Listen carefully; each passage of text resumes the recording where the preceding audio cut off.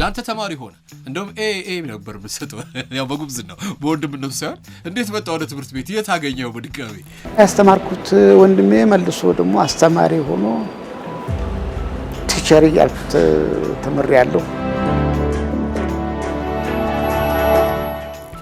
አንድ ቲያትር ከተከፈተ ቢያንስ እስከ 6 ወር ድረስ አዳራሽ ይሞላል። የመጀመሪያዎቹ 3-4 ወሮች ተመልካች ይመለሳል፣ እየመጣ ትኬት እያጣ ይመለሳል። አሁን አሁን አንዳንድ ጊዜ እኮ 300 ሰው ደረሰ ወር 400 ሰው ደረሰ ተብሎ ቲያትር ይወርድ ነበር። ምንድነው እዚህ ሰው የለም ስንት ሆነ? አይ 400 ሰው ነው እኮ የመጣው ይባላል። አሁን 400 ሰው መጣ ማለት ተአምር ነው ማለት ትልቁን ቁጥር የያዘ ተብሎ ነው የሚታሰበውና ኦልሞስት ኦፖዚት ሆኗል። ወረፋ ይሸጥ ነበር ማለት ያለ። አዎ ወረፋ እኮ የሚሸጡ ነበር እንዴ። እኔ አንድ ጊዜ ምን አሰብኩ መሰለህ? አሁን ወረፋ ይሸጥ የነበረ ልጅ በዛ ጊዜ በሆነ ጊዜ አገኘሁትና መኪና ገዝቷል። መኪና ገዝቶ ሀብታም ሆኗል ምናምን ታዲያስ ደህና ነው ምናምን አለኝና እኔ እዛ ጊዜ ስራ አስኪያጅ ነበርኩና ምናልባት እኮ ከስራ አስኪያጅነቱ ይልቅ ወረፋ ሻጭ በሆን ኖሮ ነው ይሄን ሀብታም ሆኖ ነበር ያሰኛል። በዛ ጊዜ የሚያሰኝ ነውና አሁን ያንን እንዴት አድርገን መመለስ አለብን፣ መነጋገር አለብን። አንዴ ምንድነው እንዲያውም ሰይፉ ፋንታሁን የቀለደ መስሎኛል። የሆነ ቲያትር ገብቼ ሳይ በጣም ጥቂት ሰው ነው ያለው። እንዴ ይሄ ነገር ቲያትር አለ ወይስ ሿሿ ነው ብዬ ልመለስ ነበር አለ። እዚህ ድረስ ደርሷል። ሸገር መዝናኛ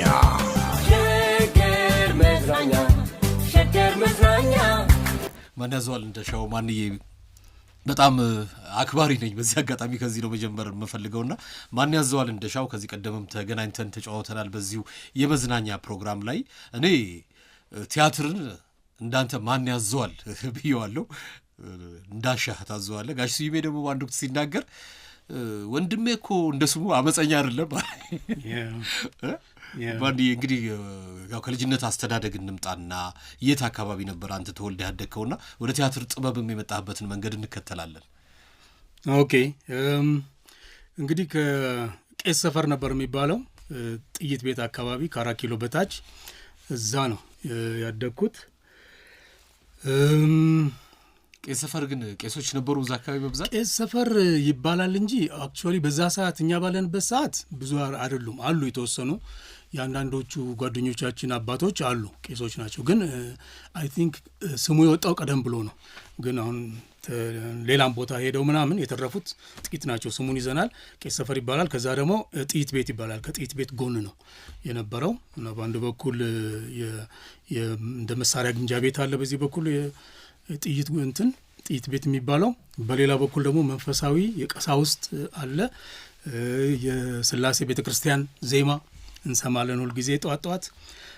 ከጎኑ ፓርላማ አለ። ፓርላማ ሰዓት ሲደውል አሁን ይደውላል ለመሆኑ አሁን አይደውል ረጅም ጊዜ ነው ታልኮ ከቆመ። ኦኬ እና በቃ ሰዓቱን ለምሳሌ የዛ ጊዜ በእኛ ጊዜ ሰዓት ትንሽ ለግዠሪ ነው አይኖረንም እና በፓርላማ ሰዓት ነው የምናውቀው። ሲደውል እንቆጥራለን። አሁን እንደዚህ ሆኗል፣ አሁን እንደዚህ ሆኗል እንላለን። ስለዚህ ሰዓት የምናውቀው እዛው አካባቢ ነው።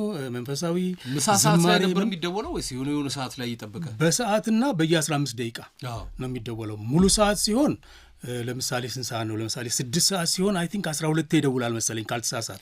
ስለዚህ እንቆጥራለን ጸጥ ብለን እያደመ ከዛ ከሩብ ሲሆን የተወሰኑ አሉ ዳን ዳን ዳን ዳን ዳን አይነት ነገር ተኩል ሲሆን ይጨምራል። ሰው እናውቀዋለን። አሁን ግን የረሳሁት መጥቻለሁ። እንደ መድፍ ነበር የሚቆጠረው ያለ። አዎ እንጠብቃለን። ሰዓቱን በሱ ነው እንትን የምንለው እና ትምህርት ቤት ለምሳሌ ስንሄድ የመጀመሪያ ሽፍት የሚባል አለ፣ ሁለተኛ ሽፍት የሚባል አለ። ሁለተኛ ሽፍት ከሆንክ ሰዓቱን ለማወቅ እሱን ነው የምታዳምጠው። ይህን ያህል ሰዓት ሆኗል፣ ይህን ያህል ጊዜ ይቀረኛል እንላለን። ሰው ትንሽ ሲቀረው ተነስተን እንሄዳለን እና መማረውም ደግሞ ሚኒሊክ ትምህርት ቤት ነበረ። ሁሉ ነገር እዛው ነው ማለት ይችላለሁ። በስላሴ ቤተክርስቲያን በኩል ነው አልፈን ሚኒሊክ ትምህርት ቤት የምንገባው። እንደዚህ ነበር እንግዲህ በልጅነታችን።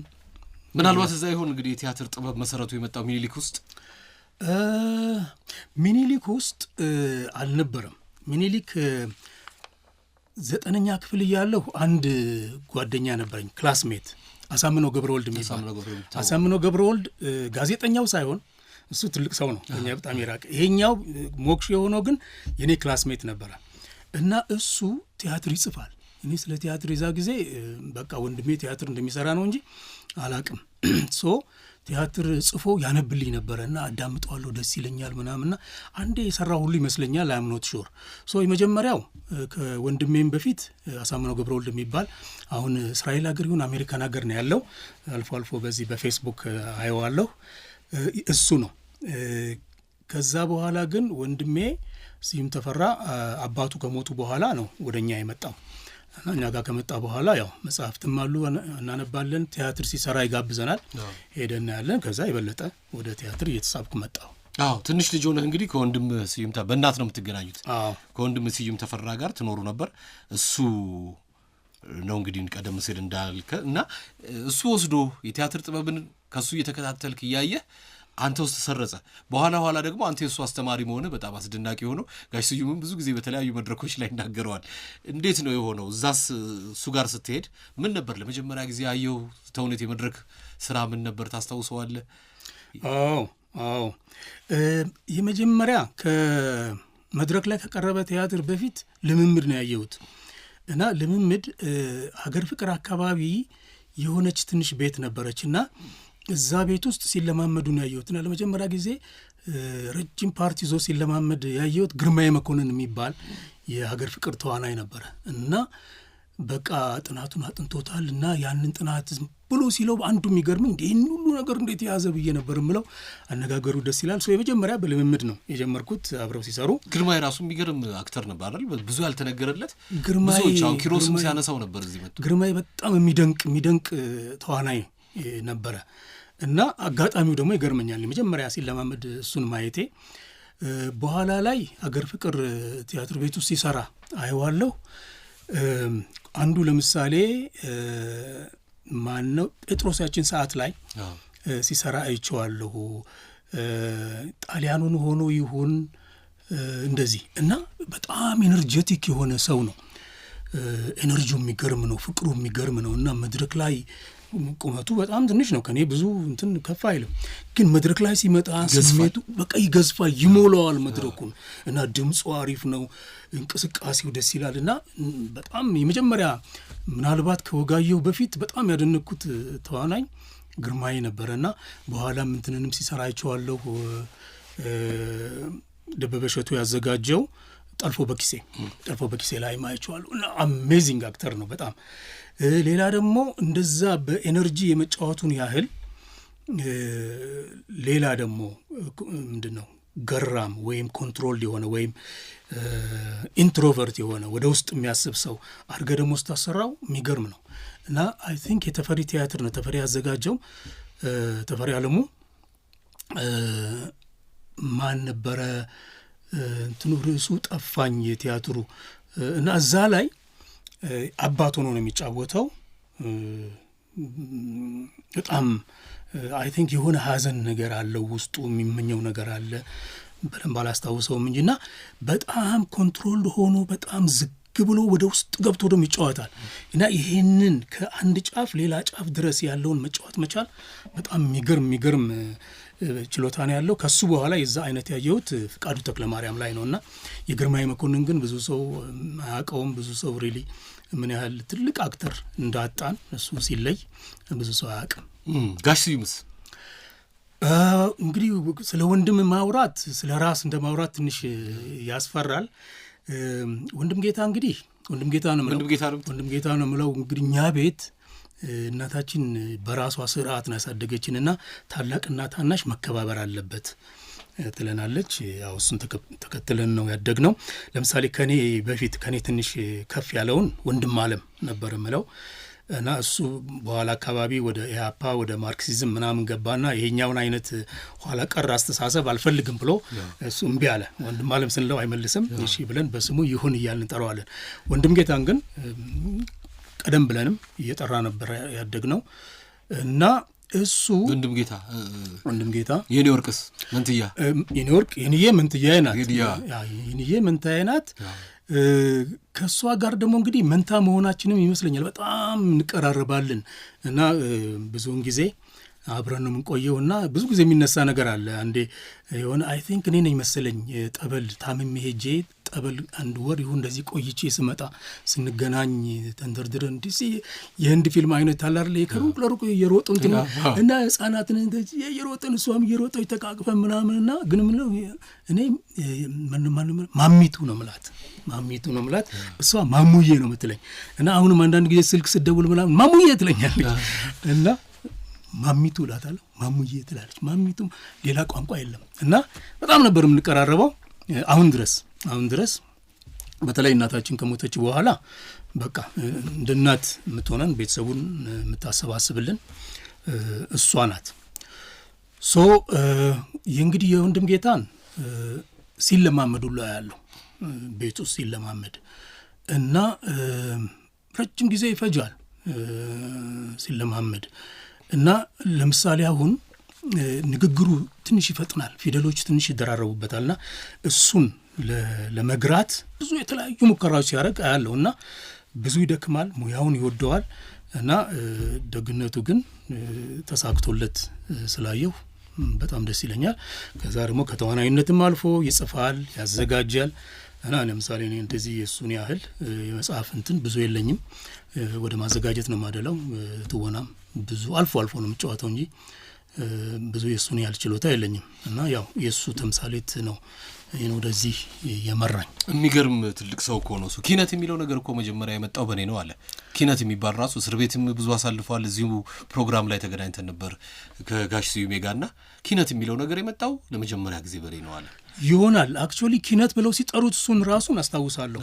ኪነት ነበር የሚሉት እና በሱ ይጀመር ነው ያረው ነው አይ ቲንክ ትንሽ ያንግ ነበርኩ እኔ እና የትም ቦታ ቢሄድ ሰዎችን የማጫወት የማሳቅ እንደዚህ አይነት ነገርና ኮንትሮል የማድረግ አይነት ችሎታ አለው። በዚህ በኩል እነሱ ተቃራኒ ነን ማለት ይችላል። እኔ የሆነ ብዙ ሰው ያለበት ቦታ ካለው መኖሬን ሁሉ ላታቅ ትችላለህ፣ ዝም ብዬ ነው ማዳምጠው። እሱ ደግሞ ተጫዋች ነው። የሁለታችን ባህሪ ይለያያል፣ ግን ያው ወደዛ የመራኝ እሱ ነው። እሱ ደግሞ ለዚህች ዓለም ድሎት ቅንጦት ምናምን ነገር ብዙም ፊት የሚሰጥ አይደለም። ቆየት ባለ ጊዜ 80ዎች ውስጥ እኛ አማተር የኪነ ጥበባት ቡድን የሚባል ነበርና እንደዛ እንሰራ ነበርና ታዋቂ አንጋፋ የኪነ ጥበብ ሰዎችን እየጋበዝን ልምድ ያካፍሉን ነበር አስታውሳለሁ 80ዎች ውስጥና ያን ጊዜ አንድ አሁን ስሙንም አልጠራልህ እንግዳ መጣ እና በጣም የቀበሌ አዳራሽ ነበር። በጣም ተጨንቀን ወንበሯን ወልውለን መስታወት አስመስለን ለሱ ክብር ለዛኛው እንግዳ ጠበቅ ነው። ከዛ በኋላ ሲመጣ እግሩን ወንበሯ ላይ እንደዛ ወልውለን እግሩን እንደዚህ አድርጎ ሰቀለበትና የተወሰነ ልምድ አካፈለ። ጫማውን ምናምን እያልን ያችን ወንበር ተጨንቀናል። ጋሽ ስዩሜ ሲመጣ ያቺ ወንበር እንደዛው ደግሞ በሌላ ጊዜ ተወልውላ መጣ። አሁን እሱ እንደዛኛው ሰው እግሩን ይሰቅል ይሆን እንዴት ይሆን የሚቀመጥባት እያልን እያየን ተውት ይሄንን ምንድነው ለኔ እንደዚህ ማድረግ ብሎ መድረኩን ውፍፍ አለና አቧራ እኮ አቧራው ላይ ስለዚህ ነገር አትጨነቁ ዋና እውቀቱን ሰዱ ልጆች ምናምን አለና ሱሪ ሁሉ ተበላሸ በዛ አቧራ። ያቺው ነው በረጋሽ ምናምን ብለን እያተጨናድቀን እና ምንድነው የሚልህ ተዋናይ በሚል ብዙ ሰው ተዋናይ ተብሎ ይጠራል።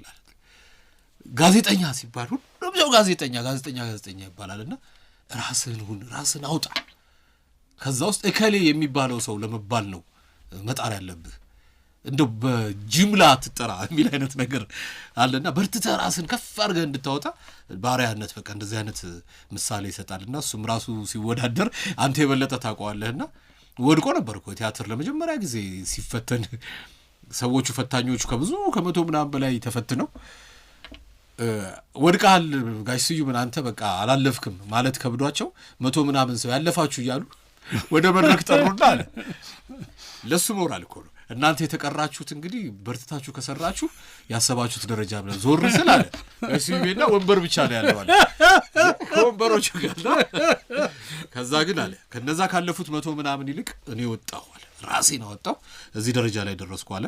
እንግዲህ ለደረሰበት ታላቅ አስተዋጽኦ አንተ የሱን እግር ተከትለ ሄደ እንደገና የሱ ያንተ ተማሪ ሆነ እንደውም ኤ ነበር መስጠው ያው በጉብዝናው በወንድምነቱ ሳይሆን እንዴት መጣ ወደ ትምህርት ቤት የት አገኘው በድጋሚ እንግዲህ እንትን ነው ስፔሻል ፕሮግራም ነበረ። ሮበርት ማክላረን የሚባሉ የደቡብ አፍሪካ ዜጋ የደቡብ አፍሪካ ዜጋ ናቸው። እንደሳቸዋል ከደቡብ አፍሪካ ወጥተዋል፣ ግን በትውልድ ደቡብ አፍሪካዊ ናቸው እና እሳቸው ሊያስተምሩን መጡ። መጨረሻ ዓመት ላይ ነው ያስተማሩን እና እዛው ከቀረው በኋላ ይሄ የስፔሻል ፕሮግራም መቀረጽ አለበት ብለው እንትን አሉ። ምክንያቱም ከቲያትር ቤት ቲያትርም ያሉ ከእነሱ ጋርም ግንኙነት አላቸውና ያያዋቸዋል። ሲያዩ ችሎታቸው በጣም ከፍ ያለ መሆኑን ከልምዳቸው ከፍቅራቸው ከምን ሲያዩ እነዚህ ሰዎች ከፍተኛ ችሎታ ነው ያላቸው እና የሚከፈላቸው ደሞዝ ግን ጥሩ አይደለም። ያም የሆነው ደግሞ በሙያው ወረቀት ስለሌላቸው ነው።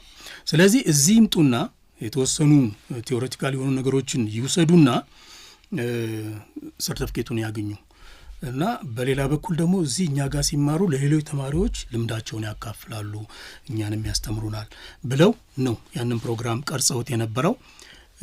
ለነገሩ አልተሳካላቸውም። ተጀምሮ ዩኒቨርሲቲው አልተቀበለውም። ምክንያቱም የዩኒቨርሲቲው ከዚህ ነጥብ በላይ እስካላመጡ ድረስ አንቀበልም የሚል አይነት ዝንባሌ የነበረው። ኤኒዌይ ግን ተጀምሮ ነበር። ያ ሲጀመር የቲያትር ቤት ተዋንያን የተወሰኑት መጥተው ነበረ። አንዱ ስዩም ተፈራ ነው። እነ ጥላሁን ጉግሳ፣ እነ ደበሽ ተመስገን፣ እነ አለም ፀሐይ በቀለ እንደዚህ ከተለያዩ ቲያትር ቤቶች ኦልሞስት ከአራቱ ማለት ይቻላል ይመጡ ነበረ። ስለዚህ ሲመጡ ኮርስ እንሰጣቸዋለን እና አንድ የፕሮዳክሽን ኮርስ ሰጥቻቸው ነበረ። በዛ ሰዓት ላይ እንግዲህ የተማሪና የአስተማሪ የሚመስል አይነት ግንኙነት ነበረን። ግን እንደ አጋጣሚ አንድ የፒራንዴሎ ፕሌይ ነበረ አዳፕት ያደረኩትና በ6 ካራክተርስ ኢን ሰርች ኦፍ አን ኦተር ነው የሚለው። ገጸ ባህሪ ፈላጊ ምንድን ነው ጸሐፊ ፈላጊ ገጸ ባህሪያት ምናምን ብዬ ነው የተረጎምኩት እና እዛ ላይ ጫወቱ ነበረ። እነሱ ራፌል ነበሩ፣ ፍቃዱ ነበረ እና እዛ ላይ ስዩም ተፈራ ዳይሬክተሩ ነበር የሚጫወተው። ኢት ዋዝ ቬሪ ጉድ። ለአንድ ቀን ያሳየ ነው። ድጋሚ እሱን ነገር እንደገና በሰራው ደስ ይለኛል። የዛ ጊዜ እንደ ተጫወቱት ባህሪና እንደ ስራቸው ነበር የሰጠሁት። ስለዚህ ወንድሜ ስለሆነ ከዝቅ አድርጌ ለወንድሙ ሰጠ እንዳልባል ብዬ እንዲህ አላደርግም በማለት ነው የሰጠሁት። ግን እሱ ብቻ አልነበረም፣ ሌሎችም ያገኙ ነበሩ። ሮበርትን ካነሳን የደቡብ አፍሪካውን እዛ አካባቢ የዩኒቨርሲቲ ቲያትር ካምፓኒ ለማቋቋም ታስቦ ነበር በአንድ ወቅት። በዛ ዘመን ጌትነት እንየውን ከብሔራዊ ቲያትር፣ ተፈሪን ከሀገር ፍቅር መልሶ የማምጣት ሀሳብም ነበር። ያ ነገር ምን ሆነ? ያ ካምፓኒ ምን ሆነ መጨረሻው? በጣም ትልቅ ሀሳብ ነበረ እና እንዳልከው ጌትነት አለ፣ ተፈሪ አለ፣ መንበረም የነበረች ይመስለኛል። ምንድን ነበር ሀሳባቸው? አሁን ሶስቱን ለጊዜው ይዘው ከዛ እየጨመረ ይሄዳል። እንደ አስኳል እነሱ እናደርግና ተጨማሪ ደግሞ ተማሪዎች አብረዋቸው እንዲሰሩ 5 ኪሎ አዳራሽ በቋሚነት ቲያትር እንዲያሳይ ነው። ምክንያቱም የዛ ጊዜ የተማሪዎች ፕሮዳክሽን የተማሪዎች የቲያትር ስራ ሲኖር ብዙ ሰው ይመጣል። 3 ቀን እናሳያለን። ብዙ ጊዜ ቲያትር ቤቱ ይሞላል። 5 ኪሎ አንዳንዴ 6 ኪሎ ባህል ማዕከልም እናሳያለን። ስለዚህ ይሄንን ለምን ቋሚ አናደርገውም? ስለዚህ እነዚህ ሰዎች እዚሁ ነው የተማሩት።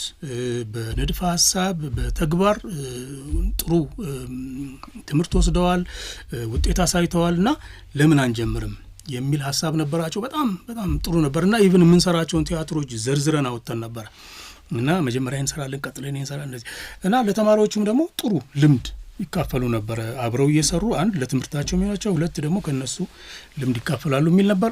አጌን አልሆነም ማለት ዩኒቨርሲቲው አልተቀበለውም እና መጨረሻ ላይ ሮበርት ሲሄዱ ሁልጊዜ አንድ ችግር ሳወራላቸው ቆይ ወደ መፍትሄ እንሂድ ነው የሚሉኝ እና መጨረሻ ላይ ግን በቃ አልቻሉም እና እዚህ ሀገር መስራት አይቻልም ብለው እቺን ቃል ተናግረው ነው ጥለው ይሄዱት። በቃ እና ከዚምባብዌ ሄዱ። ዚምባብዌ ያስተምራሉ፣ ቲያትር ይሰራሉ እና በጣም ጠንካራ ሰው ናቸው። መጨረሻ ላይ ግን ተስፋ ቆረጡ። ምክንያቱም የሞከሯቸው ነገሮች በሙሉ ይዘጋባቸው መጨረሻ ላይ በቃ አልችልም ብለው ጥለው ሄዱ። ያ ካምፓኒ ግን እንደው ተሳክቶ ቢሆን ኖሮ በኢትዮጵያ ቲያትር ላይ ምንድን ነበር ይጨምራሉ ለምታስበው ዛሬ? በጣም ትልቅ አስተዋጽኦ ነበር የሚያደርገው። ምክንያቱም አንደኛ ዩኒቨርሲቲ ቲያትር በእኛ የለም እንጂ በሌሎች አውሮፓ ሀገሮች ለምሳሌ ጀርመን ስማር ዩኒቨርሲቲ ቲያትር በቋሚነት ያሳያሉ እና አንድ ተወዳጅ የሆነ ነገር ምንድነው አዳዲስ ሀሳብ የሚያመጡ አዳዲስ አቀራረብ የሚያመጡ ሰዎች ብዙ ጊዜ ዩኒቨርሲቲ ሰዎች ናቸው ይደፍራሉ። ምክንያቱም እንዲህ ለገንዘቡ ለገቢው ተወደደ አልተወደደ ሳይሆን አዳዲስ ሀሳቦችን ለመሞከር ይደፍራሉና ለኢትዮጵያ ቲያትር ብዙ አስተዋጽኦ ያደርግ ነበር ያ ሀሳብ እና አለመሳካቱ በጣም ያሳዝናል። ምናልባት እንግዲህ አሁን ያሉት የዩኒቨርሲቲ መምህራን ይህን ነገር እንደገና ቀስቀሰው፣ ምክንያቱም አንዳንድ የጀመሯቸውን ነገሮች ስሰማ ጥሩ ትብብር ያለ ይመስለኛል። እንደገና ቢጀምሩት እና ይህን ነገር ቢያሳኩት እኔ ብዙ ለውጥ ያመጣል ብዬ አምናለሁ። እንግዲህ በዛ በዩኒቨርሲቲ ቆይታ ውስጥ በነበረው ጊዜ ዳንዴው ጨቡዴ፣ ጠልፎ በኪሴ፣ አንበሳ ግቢ ታሪክ፣ እንግዳ ይሰራ ነበር። አዘጋጅ ነበር እና ያኔ የዝግጅት ህይወት ምን ይመስል ነበር? እዛ ግቢ ውስጥ እንደው ከፍታውን እንዴት መናገር ይቻላል? እንግዲህ አክቹዋሊ የወጣትነት ጊዜ ነው እና ቲያትርና ህይወት ኦልሞስት እንዲህ የተጋመደበት ነው ማለት እችላለሁ። ምክንያቱም ህይወታችንና ቲያትር እንዲህ ጎን ለጎን የሚሄድ ሳይሆን አንድ ላይ። ምክንያቱም ቁጭ ብለን ለምሳሌ የምናወራው ስለ ቲያትር ነው፣ በአብዛኛው የምናነበው ነገር ስለ ቲያትር ነው፣ ወይ ደግሞ ተጋብዘን ቲያትር ልናይ እንሄዳለን። ስለዛና ኦል ዘ ታይም ከቲያትር ውስጥ አንወጣም እና ኑሯችን ህይወታችን ሆኗል ማለት እንችላለን። አሁን ይሄ አንዳንድ ሰዎች እንደሚሉት የኔ ህይወት ምንድን ነው ህይወቴ ቲያትር ካልሆነ ምናምን ሞቴ ምናምን አንልም፣ ግን በተግባር እንደዛ ነበረ። መናገር ሳይሆን እየኖር ነው ነበረ። ባህል ማዕከል አለ፣ እዛ እንሰራለን። የዩኒቨርሲቲ ዲፓርትመንት ውስጥ አለ፣ እዛ እንሰራለን። ውጪ ቲያትር ሲኖር ሄደን እናያለን፣ አስተያየት እንሰጣለን እና በኋላም ወጣ እያለን መስራት ጀመርንና በጣም ፍሩትፉል የነበረ ጊዜ፣ ብዙ የተማርንበት፣ ብዙ አስተዋጽኦ የሚያደርግንበት ጊዜ ነበርና ምናልባት በእኛ ህይወት ወርቃማ ጊዜ ካልን እሱ ነው፣ ያ ጊዜ ነበረ።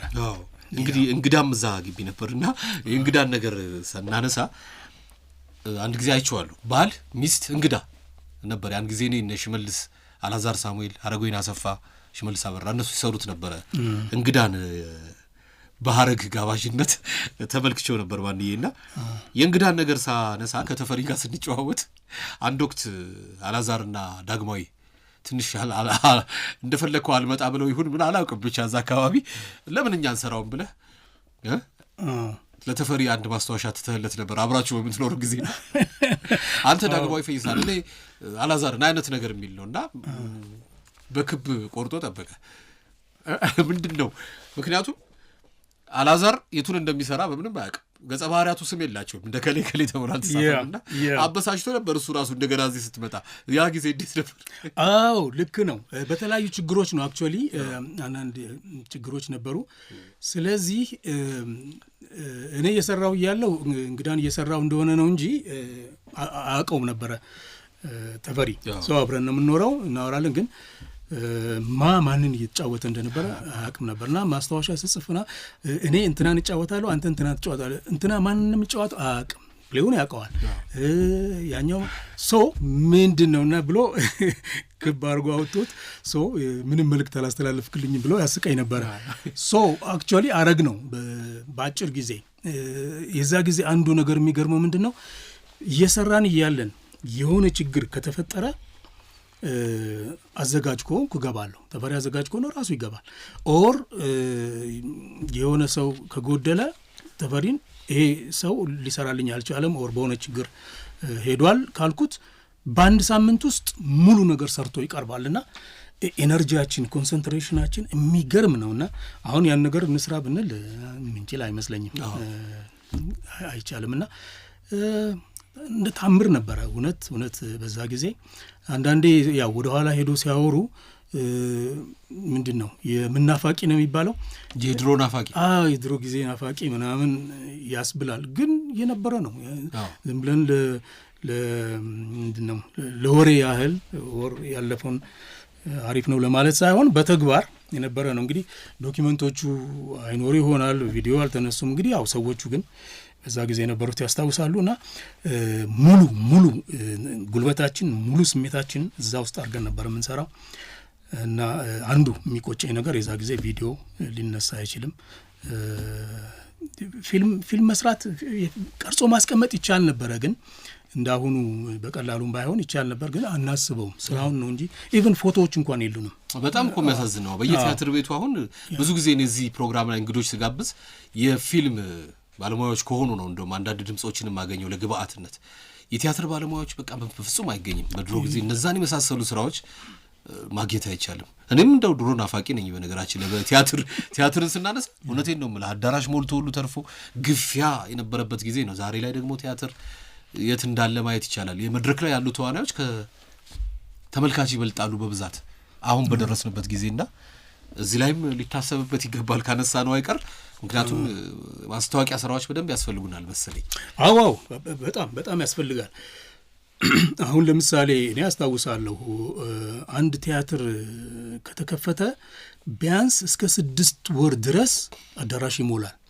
የመጀመሪያዎቹ 3-4 ወሮች ተመልካች ይመለሳል፣ እየመጣ ትኬት እያጣ ይመለሳል እና ትክክለኛ ነው፣ እውነት ነው። አሁን አሁን አንዳንድ ጊዜ እኮ 300 ሰው ደረሰ ወር 400 ሰው ደረሰ ተብሎ ቲያትር ይወርድ ነበር። ምንድነው ሰው የለም ስንት ሆነ? አይ 400 ሰው ነው እኮ የመጣው ምናምን ይባላል። አሁን 400 ሰው መጣ ማለት ተአምር ነው ማለት ትልቁን ቁጥር የያዘ ተብሎ ነው የሚታሰበውና ኦልሞስት ኦፖዚት ሆኗል። ወረፋ ይሸጥ ነበር ማለት ያለ። አዎ ወረፋ እኮ የሚሸጡ ነበር እንዴ። እኔ አንድ ጊዜ ምን አሰብኩ መሰለህ? አሁን ወረፋ ይሸጥ የነበረ ልጅ በዛ ጊዜ በሆነ ጊዜ አገኘሁትና መኪና ገዝቷል። መኪና ገዝቶ ሀብታም ሆኗል ምናምን ታዲያስ ደህና ነው ምናምን አለኝና እኔ እዛ ጊዜ ስራ አስኪያጅ ነበርኩና ምናልባት እኮ ከስራ አስኪያጅነቱ ይልቅ ወረፋ ሻጭ በሆን ኖሮ ነው ይሄን ሀብታም ሆኖ ነበር ያሰኛል። በዛ ጊዜ የሚያሰኝ ነውና በጣም ራሱ አንድ ትልቅ ቢዝነስ ነበር እና እዛ ላይ የነበረ ቁጥጥር አንዳንድ ጊዜ ፖሊስ እንጠራለን። የተመልካቹ ቁጥር በጣም በዝቶና መቆጣጠር እያቃተ ብዙ ጊዜ በር መስታወት ይሰበር ነበር እና የዛ ጊዜው የሚገርም ነገር ግን አሁን ያንን እንዴት አድርገን መመለስ አለብን፣ መነጋገር አለብን። የሙያ ማህበራት ይህን ጉዳይ ማንሳት አለባቸው። አንዳንዴ ጠይቃለሁ ምንድነው እየሰሩ ያሉት እላለሁ። ማህበራት አሁን ሰው ጠፍቶ እንደዚህ ቲያትሮች አንዳንዴ ከተዋናዩ ያነሰ ቁጥር አዳራሽ ውስጥ ሲገኝ በተለይ ደግሞ አሁን ብሔራዊ ቲያትርን ካየህ አዳራሹ በጣም ትልቅ ነው እና ጥቂት ሰው ሲገባ ምንድን ዶሮ በጋን ነው የሚባለው በቃ ጥቂት ነው እና ብርድ ነው የሚለው። የዛ ጊዜ ግን ሞልቶ አንዳንድ ጊዜ አታስገቡ ይሄ አዳራሽ እንትን ሊል ይችላል ፎቁ ላይ ያለው ከተሰራ 60 ዓመት ስለሆነ 50 ዓመት ስለሆነ ምናምን አንድ ነገር እንዳይደርስበት ሰው ይደረመሳል እንዳታስገቡ ነው የሚባለው እየበዛ ሰው። አሁን እዛች ጋር ይቀመጥ አንዴ ምንድነው እንዲያውም ሰይፉ ፋንታውን የቀለደ መስሎኛል። የሆነ ቲያትር ገብቼ ሳይ በጣም ጥቂት ሰው ነው ያለው እንዴ ይሄ ነገር ቲያትር አለ ወይስ ሿሿ ነው ብዬ ልመለስ ነበር አለ። እዚህ ድረስ ደርሷል እና የሙያ ማህበራት ምንድነው የሚሰሩት? አንድ ነገር ማድረግ አለባቸው።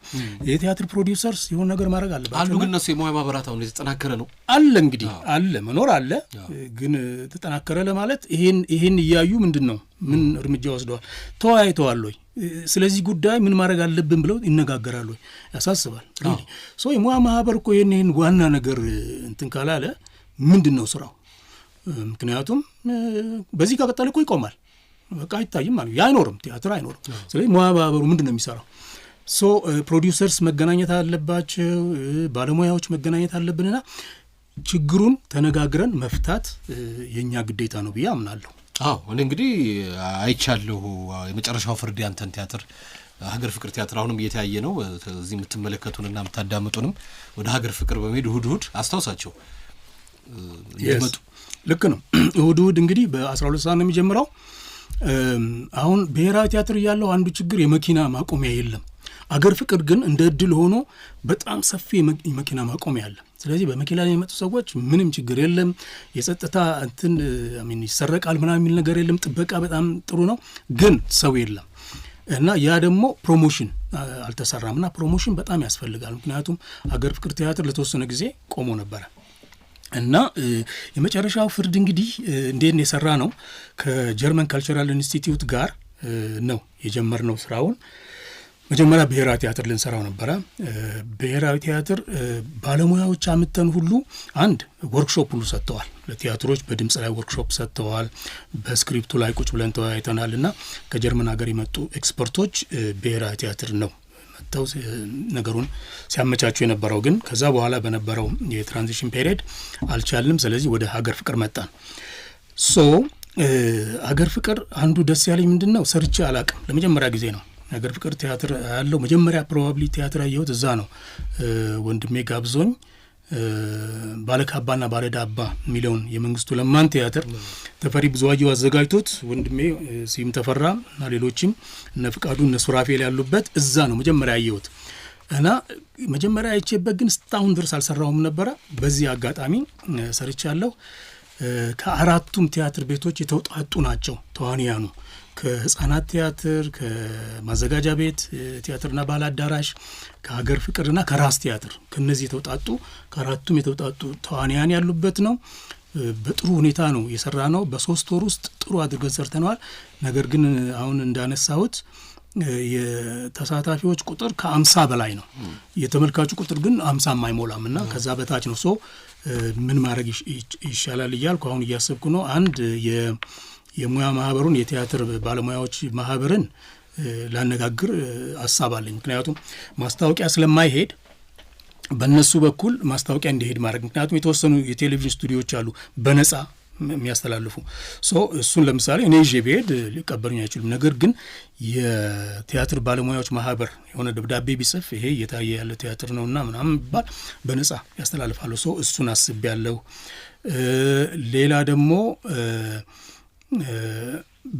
በተመልካች ባሉበት አካባቢ ፕሮሞሽን መስራት እሱንም እያሰብኩ ነው እና በእንደዚህ አይነት መንገድ ለሰው ለተመልካቹ ልናሳውቀው ካልቻልን ሊመጣ አይችልም እና ጥሩ ቲያትር ነው የሰራ ነው። በደንብ ለፍተንበታል። የመጡ ሰዎች በጣም ነው የሚወዱት። ሲያልቅ መጨረሻ ላይ አብረው ተነስተው አብረው እየዘመሩ እያጨበጨቡ ነው የሚሄዱት። ነገር ግን ሰው ጋር ማድረስ አልቻልንም።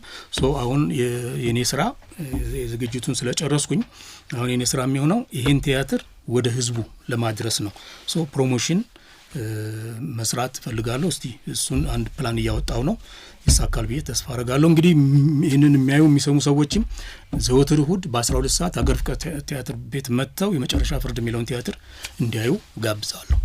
እኛም እንግዲህ በዚህ ዝግጅት በመላው ዓለም ላይ እየተከታተሉ ያሉ አድማጮች አሉ። በሀገር ቤትም የሚገኙት እንዲሁ ወደዚህ ቦታ እየመጡ ሀገር ፍቅር ቲያትር 12 ሰዓት ላይ ይህንን እንዲመለከቱ ነው። ምክንያቱም አንድ ቲያትርን አሁን ገብቼ ስመለከት በአንድ ወቅት እንዳልነው ተዋናዮቹ ቁጥር ይበዛል። እኔ ቆጠርኳቸው 30 ማንሞላ ሰዎች ነን ያለነውና እንትን አልኩኝ። ብርታታቸውን አደነኩት። ለቲያትር ያላቸው ክብር ይደንቃል። ኦዲየንስ አነሰ ብለው ቀነሰ ብለው ስሜታቸው ድምቅ ያለ ስራ ነው የሰሩት መድረኩ ላይ። እኔ እንደው ምን ተመኘው መሰለ መድረኩ ላይ ሲበራ እዚህ ጨለም ይላል አዳራሽ ውስጥና ምን አለ ብዙ በመሰላቸው ይላል ወደዛ ስለማይታይ እንደ ሞራላቸው ግን እነሱ በፍጹም ለሙያው የተገዙ ሰዎች ስለሆኑ አንድም ሰው ቢሆን አይናቅም። እንደገባኝ ከሆነ ልክ ነው።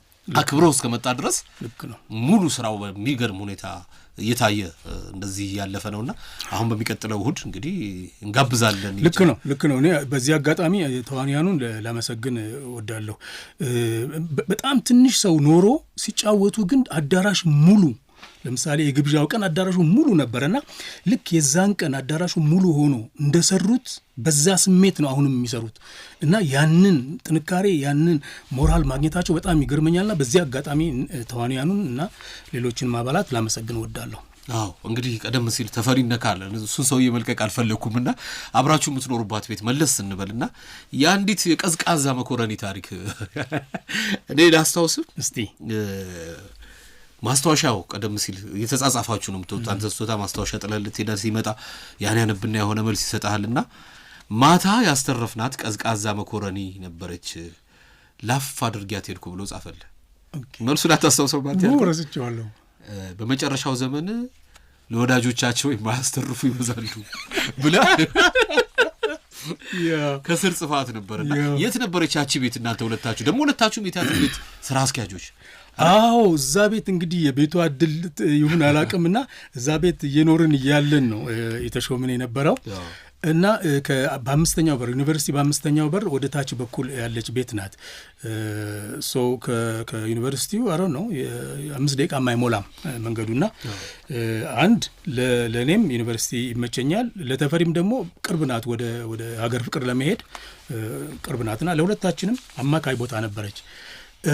ያ ጊዜ እንግዲህ እንዳልኩት ወሬያችን ጨዋታችን ሁሉ ቲያትር ነው። የምንተረጉምበት የምንጽፍበትም ጊዜ ያ ነው እና በእርግጥ ተፈሪ ረጅም ሰዓት የመስራት ትልቅ ልምድ አለው። እኔ የተወሰነ ሰርቼ አቋርጣለሁ፣ በቃ ከዚህ በላይ ይበቃኛል አለሁ።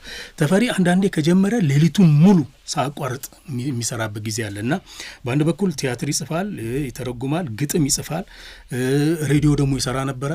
በዛ ጊዜ ነው እንግዲህ የጀመረው። በአንድ ጊዜ ብዙ ነገር ነበር የሚሰራው ተፈሪና ያ ዘመን የስራ ዘመን ነበረ እና እስክንሰራ ድረስ ስራ እስክንጀምር ደግሞ እናወራለን። የምናወራው ግን ስቲል ወይ ስለ መጽሐፍ ነው ወይ ስለ ፊልም ነው ወይ አዲስ ስለወጣ ድርሰት ነው እንደ ከዛ ዙሪያ አያልፍምና ብዙ ነገር ነበር የሰራ ነው። በጣም አሪፍ ጊዜ ነበር።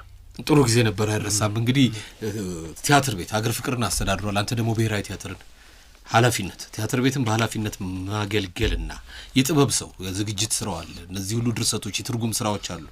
ኃላፊነትና የጥበብ ስራ እንዴት ነው ማጣጣሙ? እንዴት ቀላል ሆነ? የተለያየ ህይወት ይመስለኛል መምራትና ያ የተለያየ ነው፣ ግን ቀዳዳዎች ነበሩ። በተለይ በፊተኛው እሱም ሀገር ፍቅርን እየመራ ይጽፍ ነበረ፣ ያዘጋጅ ነበረ፣ ይተውን ጭምር ነበረ እና ማቻቻል ነው። በዛ ጊዜ ይቻል ነበር። እኔም ለምሳሌ ብሔራዊ ቲያትር እያለሁ 2 ቲያትር አዘጋጅቻለሁ። ይቻላል ማቻቻል። ነገር ግን ያለው ሁኔታ ውጥረቱ እየበዛ ሲሄድ፣ ጭቅጭቁ እየበዛ ሲሄድ ግን ያን ማድረግ አይቻልም። አሁን ባለፈው 2 ቲያትር ሰርቻለሁ። በአሁኑ ለምሳሌ 1 ቲያትር ነው ያዘጋጀሁት። እሱም ደግሞ ብሔራዊ ቲያትር ሳልሾም በፊት አልፎ የመጣ ቲያትር ነው እና ገና በሱ ነው ጭቅጭቅ የተጀመረው። አልፏል። ከዛ በኋላ ነው እኔ የተሾምኩት። ግን በስልጣኑ ተመክቶ የራሱን ፕሌይ ምናምን ብለ ተከስሻለሁ። ገና ሲጀመር በክስ ነው የጀመረው እና ከዛ ማሳየት ነበረብኝ። ይሄው ወረቀቱ ያለፈበት ይሄው ዓመተ ምሕረቱ ነው የተሾምኩት በዚህ ጊዜ ነው፣ ከዛ ጋር አይገናኝ።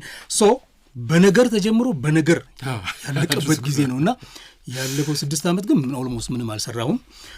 አንዳንድ አስተዋጽኦ ለማድረግ ሞክር ያለው ሪግሬት አላረገውም።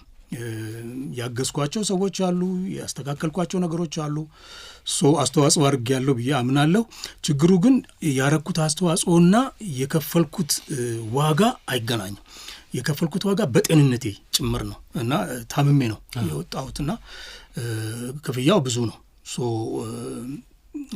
ትንሽ እሱ ይሰማኛል። በተረፈ ግን ማድረግ የምችለውን ሁሉ ስላረኩኝ በቀና ልብ ስላገለገልኩ እኮራበታል እንጂ አልጸጸትም።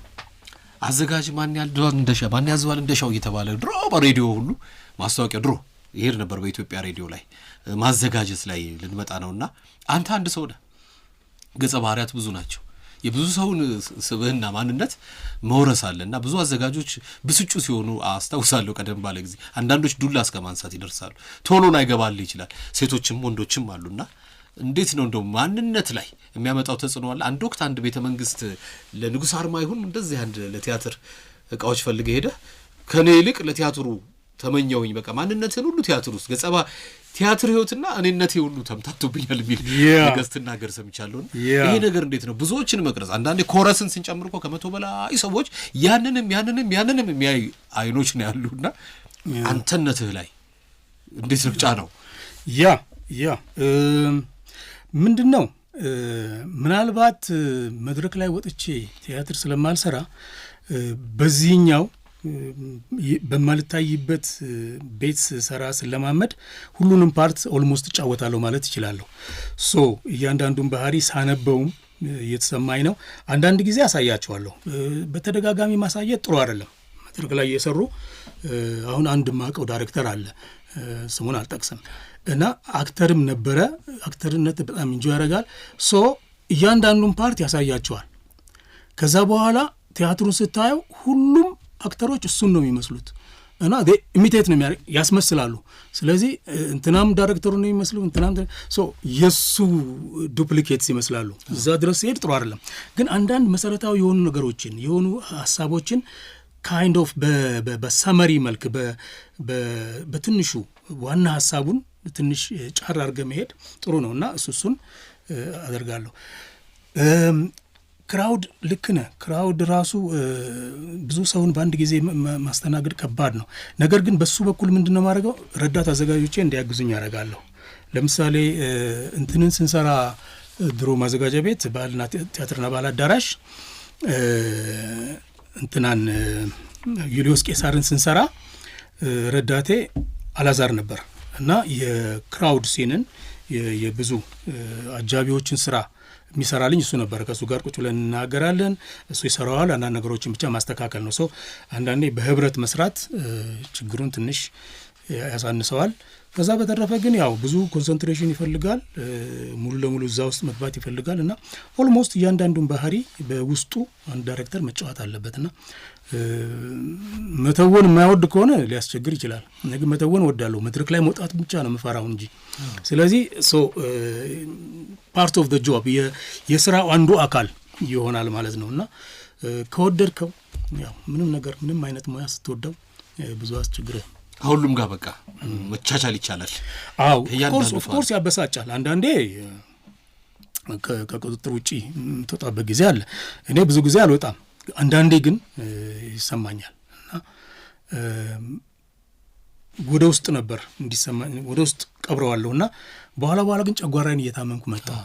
ስለዚህ ሳላስበው ራሱ የመጣ ይመስለኛል። ቴክኒኩ ምንድነው? መቀለድ ጀመርኩ። ሰዎችን ፊት ለፊት በንዴት ከመናገር ማሾፍ የሰሩትን ነገር እንዲገባቸው በቀልድ አድርጌ በሽሙጥ ማለት ነው ነው አንዳንዴ በሽሙጥ ትነግራቸዋለህ እና ስቀው ገብቷቸው ያልፉታል። አንተም ትንሽ ስሜትን ቀለል ታደርጋለህ።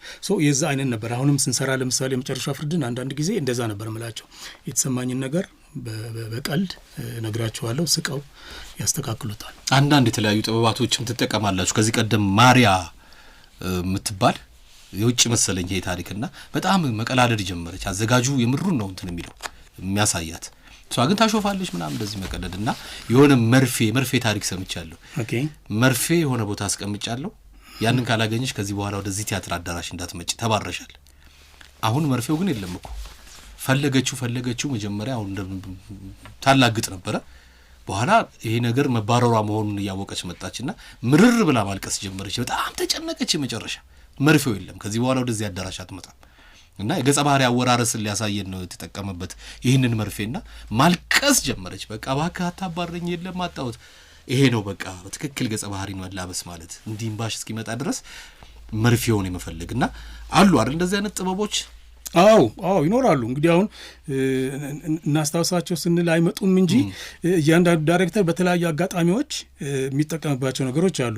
አሁን እኔ ለማሻሻል ሳይሆን አንድ ጊዜ አንድ ክላሲካል የሆነ የሼክስፒርን ቲያትር ስንሰራ አንድ ትልቅ ፓርት መጫወት የሚፈልግ አክተር ነበርና አክተሩ ጎበዝ አክተር ነው፣ ግን ለዛ ፓርት አይሆንም እና ግን አላወቀም እሱ እና ይህን ፓርት ነው ልጫወት የምፈልገው፣ ይህን ነው ልሰጠኝ የሚገባው አለኝና እዛ ምንድን ያልኩት ኦኬ ያልኩኝ።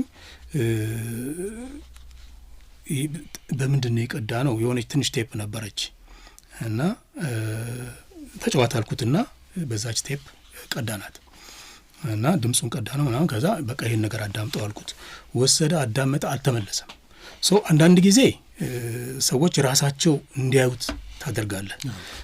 አለበለዚያ ግን አይሰሙም ማለት አንተ ከነሱ ጋር በሆነ ነገር ተጋይተህ የከለከልካቸው ሊመስላቸው ይችላል። በየአጋጣሚው የሆኑ ዘዴዎች ይመጣሉ። እንረሳቸዋለን እንጂ የግድ ነው ብዙ አይነት አረዳዳል ተዋናዩ ላይ ማለት ነው። yes እና እንደየተዋናዩ ደግሞ ለምሳሌ አሁን አንዳንድ ተዋናያን ለምሳሌ ቀልድ ጨዋታ የሚያበዙ ከሆነ ለምሳሌ ትንሽ ሲሪየስ ትሆንባቸዋል። ቢሲሪየስ ነገር እና እንዲሰማቸው የሚያደርግ ትንሽ ንግግርም ያስፈልግ ይሆናል። አንዳንዶች ደግሞ በጣም ሴንሲቲቭ ከሆኑ ትንከባከባቸዋል እንዳይሰማቸውና እንደየ አክተሩ ነው እንትን የምትለው። ከደራሲም ጋር አንዳንድ ነገር ይፈጠራል። በአንድ ወቅት አንድ ደራሲ በጣም ተወዳጅ ገጸ ባህሪ ሳለ እና በተመልካች ዘንድ በጣም ይወደድ ነው ያ ሰው። አዘጋጁ ገደለው። እምቢ አለ ደራሲው። መሞቱ ነው በቃ የትክክለኛ የህይወት ነገር። ሁሉ ጊዜ የተወደደ ገጸ ባህሪ ሲኖር ደስ ይለዋል ሰው። እሳይ ይላል፣ ግን እሳይ ባይልስ ብሎ አሰብ አዘጋጁ። ምክንያቱም የተወደደ ሁሉ ይኖራል እንዴ? ደራሲው አትገልብኝም አለ። እኔም ራሴ ወደዋለሁ። እንዲህ ነገሮች ይመጣሉ ከደራሲዎች ጋር።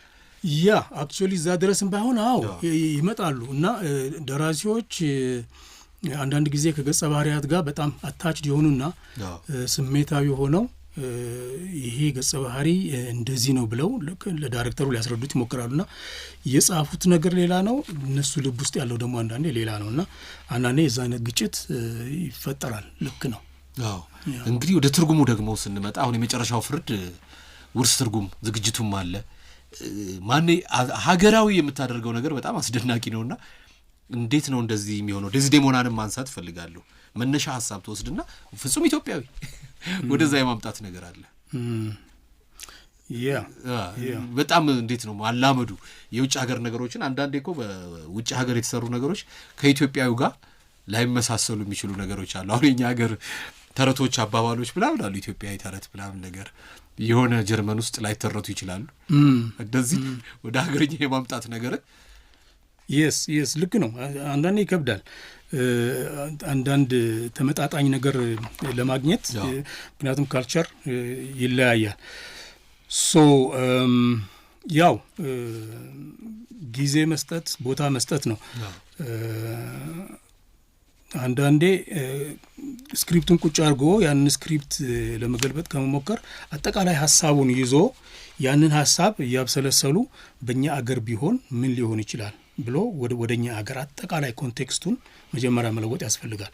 ቃል በቃል ተርጉሞ እንደገና ለማሻል ከመሞከር አንዱ ቴክኒክ እሱ ነው። ሙሉ ለሙሉ ሀሳቡን፣ ታሪኩን፣ ሰዎቹን፣ ዳራውን፣ ሴቲንጉን ወደኛ አገር በአይምሮ ውስጥ ማምጣት ነው። ከዛ በኋላ ተወሰነ ጊዜ ከሰጡት በራሱ የመጀመሪያው ኤሰንስ ምንድነው ይባለው ዋናው ነገር ከተገኘ ከዛ ተያይዞ ይቀጥላል። ሌላው እናታችሁን ማንሳት ፈለግኩ። እናቴ እንደውም ቀደም ሲል አላስታወስናቸው እንጂ ወደ ልጅነት ስንመጣ እናቴ በጣም መሰረቴ ነች። ታሪክና ተረቶች እንዴት ነበሩ የእናት ታሪክና ተረቶች? እውነት ነው እነዚህ እኮ ትልቅ መሰረቶች ናቸው በጥበቡ ዓለም ውስጥ። እንዴት ነው የምታስታውሳቸው እነዛ? አክቹዋሊ አሁን ድረስ አስታውሳቸዋለሁ። የእናቴን ተረትና ምሳሌዎች አሁን ድረስ አስታውሳቸዋለሁና ምናልባት የመጀመሪያ የገነባችኝ እናቴ ናት ብዬ ነው ማምነው ትምህርት ቤትም ከመሄዴ በፊት እና ተረት መስማት እወዳለሁ። አይ ቲንክ ታሪክ መስማት ታሪክ ወደ መተረክ የሄድኩበት መነሻ እሷ ትመስለኛለች እና ምንም ነገር በምሳሌ ነው የምትነግረን። ታስተምረንም የሆነ ነገር ስታርመንም ነገር ልትቆጣን ስትፈልግም በጨዋታ በተረት ነው የምታመጣውና የቤታችን ትልቋ አርቲስት እሷ ነበረች እና ከስዩም ተፈራ ከወንድሜ በፊት መሰረቱን የጣለችው እሷ ናት ብዬ አስባለሁና ብዙዎቹ ነገሮች አሁን ድረስ ውስጡ ያሉና እንዲያውም እድሜ የጨመረ ሲሄድ ተመልሶ ይመጣል መሰለኝ። በልጅነት ብዙም ቦታ ያልሰጣቸው ነገሮች አሁን እንዲያውም የበለጠ ወደ ውስጥ እየመጡ ነውና ምናልባት እነዚህ የውጭ ስራዎች ወደ አገርኛ አዳፕት ለማድረግ የእናቴ አስተዋጽኦ አለ ብዬ አስባለሁ። ምክንያቱም ብዙ ተረቶች ነው የምትነግረኝና እነዛ መሰረት የጣሉልኝ ይመስለኛል። ስለ ባህላችን፣ ስለ አኗኗራችን፣ ስለ እርስ በርስ ያለን ፍቅር ግጭትም ቢሆንና በተረት ውስጥ እነዚህ ሁሉ አሉ እና እነሱ ንጣፍ ሆነውኝ ያገዙኝ ይመስለኛል። እንግዲህ ከዝግጅቱ አብዛኛው በዝግጅቱ ነው ረጅሙን ጊዜና ተውኔትን በጣም አትደፍረውም መድረክን። ግን አንድ ወቅት አባተ መኩሪያ በሚኒሊክ ነው በቴዎድሮስ ቲያትር እንትን ብሎ ነበር።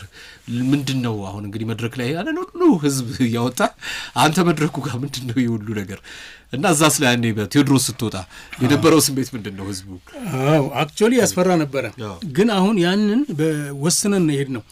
የዛ ጊዜ ሮበርት ማክላረን ነበሩ፣ ዩኒቨርሲቲ ያስተማርን ነበረ እና ሮበርት ማክላረን የቲያትር አርትስ ዲፓርትመንት ከቲያትር ቤቶች ጋር መተሳሰር አለበት፣ ምክንያቱም እነዚህ ተመራቂዎች መጨረሻ ላይ የሚሄዱት እዛው ስለሆነ መተሳሰር አለብን። እኛም ራሳችን እየሄደን እዛ መስራት አለብን። የቲያትር ቤቱን አሰራር በተግባር ማየት አለብን፣ በንድፈ ሀሳብ ብቻ ሳይሆን ስለሚሉ ቴዎድሮስ እየተዘጋጀ እያለ ሁለታችንም ነን የነበር ነው። እሳቸውም ካፕቴን ካሜሩን የሚባል ገጸ ባህሪ ይጫወታሉ። እሳቸው አማርኛ በጣም በቶሎ ነው የለመዱት፣ በወራት ውስጥ ነው የለመዱት። በአማርኛ ይጫወታሉ። እኔ ደግሞ የጆን ቤል የሚባለው ገጸ ባህሪ የሚኒሊክ ወዳጅ እሱን ነበር የምጫወተውና ያው እኔ በሜካፕ ነው፣ እሳቸው ራሳቸው ነው። ስለዚህ ወስነን ሄድ ነው መስራት አለብን ብለን። ግን ሁልጊዜ ልገባ ስል የሚሰማኝ ፍርሃት በጣም ኃይለኛ ነው። ይሄ ስቴጅ ፍራይት የሚሉት አለ። በእርግጥ ከገባ በኋላ ይረሳል፣ ግን ሁሌ ሊጀመር ሲል ግን አለ እና ያንን እንደ ስራ እንደ ግዴታ እንደ ዲዩቲ ነው የሰራሁት። ከዛ በኋላ ግን ካልተገደድኩ ወደ መድረክ አልሄድም። ወይ ሰው ቀርቶ ወይ ሊከፈት አካባቢ የሆነ ችግር ሲፈጠር ወይ እንደዚህ ያላደረሰ ሰው ካለ ምናምን ነው እንጂ ፈልጌ እኔ ተዋናይ ሆናለሁ ብዬ የገባሁበት ጊዜ ከዛ በኋላ ምንም የለም። ይሄ ነው በቃ። አዎ ይሄ ነው። እሱም ተገደ ነው፣ ፈልጌ አይደለም መድረክ ላይ። ከዛ ደግሞ አሁን አንድ ቴሌቪዥን ድራማ ላይ ትንሽ ፓርት ሰርቻለሁ። እሷም ደግሞ እንደዚሁ የበድሉ ዋቅጅራ የሱ ተከታታይ ድራማ ነበረ እና እዛ ላይ አጻጻፉ ትንሽ ለየት ያለ ነው። እውነትንና ፈጠራን ፊክሽን አንድ ላይ የቀላቀለበት ነውና እሱ ምን ሊመስል እንደሚችል እስቲ ልሞክረው ብዬ የገባሁበታል። እንደዚህ ካልሆነ ትወናን በጣም አከብረዋለሁ፣ ግን በጣም በሩቁ ፈረዋለሁ። ሜጋ የብሩክታይት ስጦታ ለማን ልዩ ትርጉም አለው የሚባል ነገር ሰማሁ። ምንድን ነው የብሩክታይት ስጦታ ለአንተ ልዩ ያደረገው? የብሩክታይት ስጦታ እንግዲህ ኦኬ በጀርመንኛ ነው የተጻፈው፣ እንግሊዝኛውም አለ። እኔና በላይና አቦኔና አብረን የተረጎም ነው። ምንድን ነው ታሪኩን ስንመልስ ብዙውን ነገር ከልጅነቴ ነው የወሰድኩት እና እዛ ውስጥ ያሉ ገጸ ባህሪያት ለምሳሌ አሁን አንድ የውጭ ዜጋ አሉ ዋናዋን ገጸ ባህሪ አገብተው ምናምን የሚኖሩና እሷን ለምሳሌ ያገቡትን ሰውዬ ስንል የሆኑ ሱቅ ያላቸው የድሮ ግሪክ ነበሩ፣ ማሞ ግሪኮ የሚባሉ እና አሁን ለምሳሌ እሳቸው ናቸው የሚመርጡብኝ። ስማቸውን ወስዳለሁ፣ ሰውየውንም ወስዳለሁ እና እሳቸውን እያሰብኩ ነው ታሪኩን ተረጉሜ ነበረው እና ከልጅነቴ ጋር የተያያዙ ብዙ ነገሮች ነበሩበትና አንድ እሱ ነው። ሁለተኛ እኔ የዳያሎግ ድራማ ነው የምሰራው የምተረጉመው። ይሄኛው ግን በራሱ ወደ ሚውዚካል የመጣ ነውና እየሰራን እያለን የተወሰነ ቦታ ላይ የሆነ ዜማ ይመጣል፣ እየሰራን ዜማ ይሰማኛል እና ያንን የግድ ወደዛ ዜማ ወስዳለሁና በራሱ ወደ ሙዚቃዊ ድራማ ተለወጠ እና አንዳንድ ጊዜ አስበን የምንሰራው አለ፣ አንዳንድ ግን ተውኔቱ ጽሁፉ ራሱ የሚመራህ አለና እንደዛ መርቶኝ ወደ ሙዚቃዊ ድራማ ተለውጦ ነው የሰራ ነውና በኦፕን ኤር ነው የሰራ ነው። የዛ ጊዜ ሜጋ አምፊ ቲያትር ነበረ እና ያነሳውም ጉዳይ በጣም ኢምፖርታንት ነው። እኔ አሁንም ልሰራው ፈልጋለሁ እና የተሳተፉት ደግሞ የዩኒቨርሲቲ ሰዎች ተሳትፈዋል፣ የቲያትር ቤት ሰዎች ተሳትፈዋል እና ቅንብሩ ራሱ ቅንጅቱ በጣም የሚገርም ነበርና በደንብ ስላልታየ በተገቢው መንገድ ስላልታየ ይቆጨኛልና ምናልባት ድጋሚ ሰራዋለሁ ብዬ ከማስባቸው ቲያትሮች አንዱ እሱ ነው። ቀደም ሲል ያነሳ ነው እንግዳ ደግሞ በእንግሊዝኛ ታትመዋል ሲባል ሰማሁ። እንግዳ እንዴት ነው የታተመው? ማን ያሳተመው? ጄን ፕላስቶ የሚባሉ መምህር ነበሩ እንግሊዛዊት እና እሳቸው አንዴ መጥተው አዩት፣ ጋበዝኳቸውና አዩት። እሳቸው የሊድስ ዩኒቨርሲቲ የቲያትር መምህር ናቸው እና ካዩት በኋላ ይሄ እኮ በጣም ጥሩ ሆኖ የተጻፈ ነገር ነውና ኢንተርናሽናል ስታንዳርድ ያለው ነው፣ ለምን ተርጉመን አናሳትመውም አሉ እና ሊድስ ዩኒቨርሲቲ በየጊዜው የሚያሳትመው መጽሐፍ ነበረ እና እዛ ውስጥ 6 ቲያትሮች ያሳትማሉ። ሞደርን አፍሪካን ቲያትር ፍሮም ኢስት ኤንድ ዌስት አፍሪካ የሚል። ስለዚህ ከምዕራብ አፍሪካ 3 ቲያትሮች፣ ከምስራቅ አፍሪካ 3 ቲያትሮች አብሮ ታተመ። አንዱ እንግዳ ነበርና እየተረጎምኩ እልክላቸዋለሁ። እሳቸው እንትኑን ይሰራሉ ኤዲቲንጉን እና መጨረሻ ላይ በዛ መንገድ ነው የታተመውና የታተመ ስራ ያለኝ አንድ ነው። እሱም በእንግሊዝኛ ነው። የሚያኮራ አይደለም በእርግጥ ግን ወደፊት የራሴን ስራዎች በአማርኛ እንዳሳትም ሞራል ሆኖኛል። ወደፊት ለትምህርት ቤት የሚሆኑ ከዚህ በፊት የሰራኋቸውን ቲያትሮች የማሳተም ሀሳብ አለኝ። መልካም ነገር ነው። እንግዲህ ለአንተ ሽልማት የስራ ውጤት ነው እንደምረዳው ነኝ። ብዙ ምትረካውን በስራ ውጤቶች ላይ ነውና ግን አንዳንድ ሽልማቶች አሉ። ዘፋዘር እሱን ታስታውሰናለህ። ወርልድ ኮፒራይት አሶሲዬሽንም እንደዚሁ ሽልማት በዝግጅትም የተሸለምኩባቸው የት ነው እንደዛ መድረኮች? አዎ የተለያዩ አሉ። ሀገር ውስጥ ያሉ እንግዲህ አባትየው ፋዘር የደቡብ አፍሪካ ፊልም ኩባንያ ነው። እሱ ከ7 የአፍሪካ ስክሪፕቶች መካከል 3 ሲመረጡ አንዱ ተመርጦ ነው አጭር ፊልም እና እነሱ ሸልመውኛል።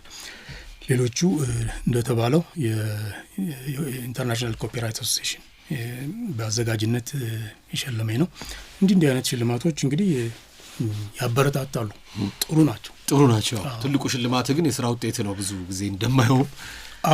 አዎ ማለት አንድ ስራ ሰርተህ መክፈቻው ቀን በርካታ ሰው መጥቶ አይቶት ፊቱ ደስታውን ፊቱ ላይ ስታይ ላይ ነግር ይችላል ስታይ ከሱ በላይ ሽልማት የለምና በሰራኋቸው ቲያትሮች ውስጥ እድለኛ ሆኜ እነዛን ሁሉ ሽልማቶች አግኝቻለሁና እስካሁን ድረስ የወደቀ የተበላሸ ያሳዘነኝ ስራ የለም እና በሙሉ እስካሁን የሰራኋቸው የተሳኩ ናቸው እና በጣም እድለኛ ነኝ ብዬ ነው ራሴን ማስበው።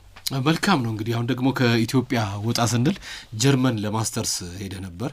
ህይወት በጀርመን በጣም ባሳለፍከው ጊዜ ውስጥ ከዚህ ቀደም ቆየት ባለ ጊዜም ተገናኝተን ነበር። እነዚህ ጀርመኖች የሚያበሳጭም ነገር አላቸው ከዘረኝነት አንፃር። ምንድነው ትውስታ አለው ከመጀመሪያ ካካሄደ ጀምረን? አዎ ምንድነው ከመሄዴ በፊት እንግዲህ ያው ጀርመኖች ዘረኞች ናቸው እንደዚህ ይባላል። ያው የሁለተኛ ዓለም ጦርነት ታሪክም አለ። እሱን ስለማቅ ሌላ ደግሞ አንድ በሁለተኛ ዓለም ጦርነት ውስጥ የሂትለር አማካሪ የነበረ የግንባታ ዋና ሰው የነበረ ሮበርት ሽፒር የሚባል ሰው የጻፈው ወደ 1000 ምናምን ገጽ ነውና እሱን መጽሐፍ አንብቤ ያለውና በቃ በጣም ተዘጋጅቻለሁ። ጀርመኖችን አውቄያቸዋለሁ። ምንም የሚያስቸግር ነገር የለም ብዬ ደረቴን ነፍቼ ነበር የሄድኩትና በንድፈ ሐሳብ አንድን ነገር ማወቅና በተግባር እንዴት እንደሚለያዩ እዛ ላይ ነው ያየሁትና አናኔ በቃ ስሜትን መቆጣጠር ያቅታል። እና አሁን አንዱ ማስታውሰው ምንድነው ጓደኛዬን ልጠይቅ ከነበርኩበት ከበርሊን ወደ ላይፕዚግ ሄጄ ነበርና እሱ ስላልነበረ ምሳ እየበላሁ ልጠብቀው ብዬ የሆነ ሆቴል ቤት ሄድኩኝና ቦታ አሳየኝ አስተናጋጁ እና ሄጄ ልቀመጥ ስል ኖ አለ ሰውየው። ወንበር ላይ ነበር ጠረጴዛው ላይ በጠረጴዛው ዙሪያ ካሉ ሰዎች አንዱና ማዕከል ላይ ቆምኩኝ። ኖ ያለው ናይን ነው ያለው በእነሱ ቋንቋ። ቆምኩ። ስቆም ጠቅላላ እዛ ሆቴል ቤት ያሉ ሬስቶራንት ውስጥ ያሉ ሰዎች በሙሉ ዞረው ያዩኛል እና ያው ሲያዩ ጥቁር ነኝ። ስለዚህ ኖ ያለው በጥቁርነት የመሆኑ ያውቃሉ እና ያያሉ አረው ነው ምን እንደሚሰማቸው እና ግን እኔ በቃ እንደዛ ቀን ስሜቴ ተጎድቶ አላውቅም። ምክንያቱም እኛ እዚህ በእግዚአብሔርም የተመረጠን ሰዎች ነን። እግዚአብሔር የሆነ ተረት አለ ከመጽሐፍ ቅዱስ ውጪ ሰዎች ሲሰራ በምጣድ እንደሚጋግር አድርገው ነውና መጀመሪያ የጋገራቸው ሰዎች ትንሽ ስለቆዩ በጣም ጠቆሩ። ቀጥሎ ደግሞ ያሉት ቶሎ ስላወጣቸው ነጡ፣ ፈረንጆች ሆኑ። አበሾች ግን በትክክለኛው ጊዜ ስለወጣን ጠይ መሆንን ምናምን የሚል ትረካ ነው እንግዲህ ሰምቼ ሄድኩትና እዛ ባግባቡ የተጋገረ ነው በትክክለኛው እና እሳቱ ሳይበዛ ሳያንስ ይሄንን ተረት እየሰማው ነው ያደግኩትና እዛ ሲሄድ ግንና ከሌላ ሰው ጋር ከሌሎች ሰዎች ጋር አብሬ ለመቀመጥ የማልችል ዝቅተኛ ሰው እንደሆንኩ ሲነገረኝ በቃ በጣም ያሳዝናል። እና እሱ ኤክስፔሪየንስ አንዱ ነው። ነገር ግን በትምህርቱ ላይ ደግሞ ጀርመኖቹ መምህራኑ ሌሎቹ ተማሪዎች ሲያግዙ ሲተባበሩ ስታይ ደግሞ ያንን ነገር ያስረሳሃል። ማለት ሁሉም ሰዎች እንዳልሆኑ በተለይ ደግሞ ይሄ ዝቅተኛው የሰራተኛ ክፍል አንዳንድ ጊዜ የሚያድግበት እንትን ትክክል ያልሆነ እንደሆነና ነገር ግን ወደ ምሁራኑ አካባቢ ስትመጣ ግን ያስረሱሃል። ጥቁር መሆንን የሌላ ሀገር ሰው መሆንን ሁሉ ትረሳና በኩልነት የምትሳተፍበት በኩልነት የምትማርበት ሀሳብ የምትሰጥበት ይሆናል። ሰው እነሱ ያካክሱልሃል። አንዱ ኤክስፔሪየንስ እንግዲህ ይሄ ነው። የዛሬ ጀርመኖች ግን እንዴት ናቸው? ያ ባህሪ ያለ ዛሬም ድረስ ማለት ይቻላል ወይ በድጋሚ እንደው ሄደ? ድጋሚ ሄጃለሁ። ቀንሷል። በጣም የተሻለ ነው። እንግዲህ ዓለም ያው እያደገ ትሄዳለች ወደ አንድ መንደርነት ምናምን የሚለው ነገር እውነት ነው። በአንዳንድ በኩል ሙሉ ለሙሉ አልጠፋም፣ ግን የተሻለ ነው። ቀስ በቀስ እየጠፋ እንደሚሄድ አምናለሁ። ከቲያትር ጥበብ ወዳጆች ባሻገር ሰዓሊ መስፍን ሀብተ ማርያም የልብ ጓደኛው ነበር የሚባል ነገር ሰምቻለሁ። እንዴት አይነት ሰው ነበር መስፍኔ? ጋሽ መስፍን መስፍኔ የሚገርም አይነት ሰው ነው። የሚገርም አይነት እና አንዳንድ ጊዜ እናበሽቀዋለን። አንተ እኮ ዝም ብለህ ነው እዚህ ስዕል የምትሰራው፣ ስዕሉን ትተህ ለምን ጳጳስ አትሆንም እንለዋለን። አንተ የሞራል ሰው ነህ ምናምን ይናደዳል። እኔ ሳሊ የምንድን ነው ጳጳስ የምትሉኝ? እና እንቀልድበታል። በጣም የተለየ ሰው ነው እና እንግዲህ ካረፈ ወደ 20 ዓመት በላይ ሳይሆን አይቀርም እና አሁን ድረስ አንዳንድ የሞራል ዳይሌማስ አንዳንድ ለወስናቸው መፈልጋቸው ወሮ ያስቸገሩ ነገሮች ካሉ እሱን ነው ማስታውሰው። መስፍኔ ቢኖር ምንድን ነው የሚያደርገው? መስፍኔ ቢኖር የትኛውን ነው የሚመርጠው እላለሁ። ምክንያቱም የኔ መለኪያ፣ የሰውነት መለኪያ፣ የሞራል መለኪያ መስፍኔ ነበረ እና የእሱ አይነት ሰው ነው ምናልባት በ200 ዓመት አንዴ ሊፈጠር የሚችል አርቲስትም ሰውም ነበረ እና በጣም የተለየ ሰው ነው።